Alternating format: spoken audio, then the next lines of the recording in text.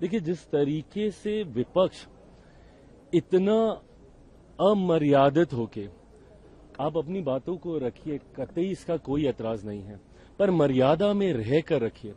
और मैं ये मानता हूं कि आप कड़े से कड़ा प्रहार भी मर्यादित भाषा में कर सकते हैं। इस्तेमाल कीजिए ना, देश की सबसे बड़ी पंचायत है, इस मंच का इस्तेमाल कीजिए।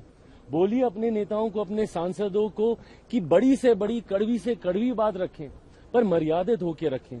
आप मुझे बताइए, ये कैसी परंपरा की शुरुआत कर रहे हैं ये लोग, जहां टेबल पे चढ़ जाते हैं, सेक्रेटरी जनरल के टेबल के ऊपर खड़े हुए हैं, चेयर के ऊपर कागज फाड़ के फेंक रहे हैं। जो पहली बार के सांसद हैं, कैसी परंपरा नेता प्रतिपक्ष उनको देकर जाना चाह रहे हैं। अभी 2 दिन पहले एनडीए संसदीय दल की बैठक में प्रधानमंत्री जी आचरण सिखा रहे हैं। सारे यंग मेंबर पार्लियामेंट्स को, जो फर्स्ट टाइमर्स हैं, उनको बता रहे हैं कि कैसे आपको आचरण करना। और वो क्या देख रहे हैं, मेरी पार्टी में 3 फर्स्ट टाइम मेंबर पार्लियामेंट्स हैं। वो अगर ये सारी चीजें आज देखेंगे, वो भविष्य में वो लोग क्या सीखेंगे, क्या असर पड़ेगा। परंपराएं, नियम, कानून क्या कुछ मायने नहीं रखते। आप बोलिए ना, आप अपनी बातों को रखिए, पर जब आप बोलेंगे तभी तो देश सुनेगा, तभी तो जनता तक भी आपकी बात जाएगी। और मुझे तो अफसोस इस बात का है कि एक व्यक्ति के अहंकार में, नेता प्रतिपक्ष के अहंकार में पूरा विपक्ष वॉश आउट हो रहा है। बंगाल में चुनाव है, क्या टीएमसी को इस मंच का इस्तेमाल नहीं करना चाहिए था? ममता बनर्जी जी सुप्रीम कोर्ट तक चली जा रही हैं अपनी बात रखने के लिए। और यहां जहां देश की सबसे बड़ी पंचायत है, जहां से आप एक शब्द बोलेंगे वो एम्पलीफाई होकर पूरे देश, दुनिया तक वो जाएगा। क्या टीएमसी के नेताओं को इस मंच का इस्तेमाल नहीं करना चाहिए था? सपा को इस मंच का इस्तेमाल नहीं करना चाहिए था?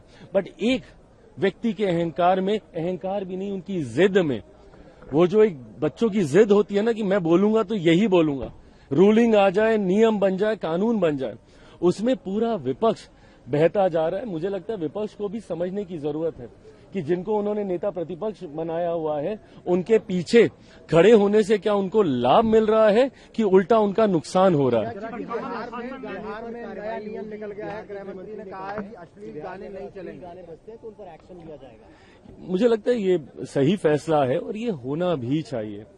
मैं बार बार बोल रहा हूं, भाषा की मर्यादा, भले वो संस्कृति से जुड़ी हुई हो, संबोधनों से जुड़ी हुई हो, हमेशा ऐसी रहनी चाहिए जो आने वाली पीढ़ी को कुछ सिखाए।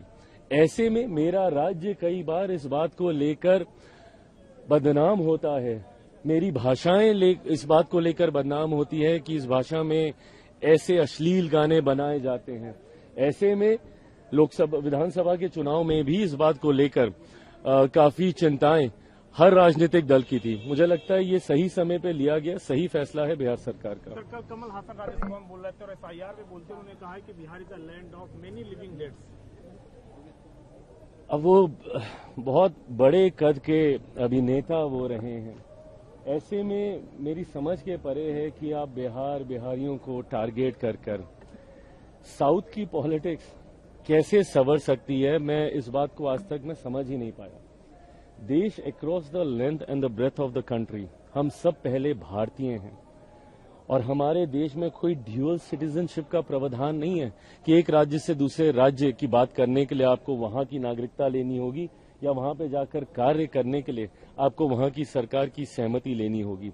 ऐसे में कई बार देखा गया है नॉर्थ इंडियंस, यूपी बिहार के लोगों को अपने अपने राजनीतिक लाभ के लिए टारगेट करने का प्रयास किया गया है। बहरहाल समय समय पर देश को की जनता ने इन विषयों का जवाब दिया है। मैं ये मानता हूं कि आज की तारीख में बिहारियों को आप इग्नोर नहीं कर सकते हैं। कौन सी व्यवस्था ऐसी नहीं है जहां पे बिहारी नहीं है।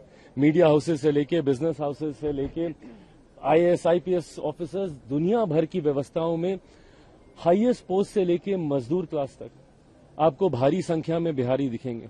बिहारी देश के पहिए को चलाने में एक अहम भूमिका निभा रहे हैं। ऐसे में बार बार उन पर अगर इस तरीके का प्रहार किया जाएगा तो बिहारी भी खामोश नहीं बैठेंगे।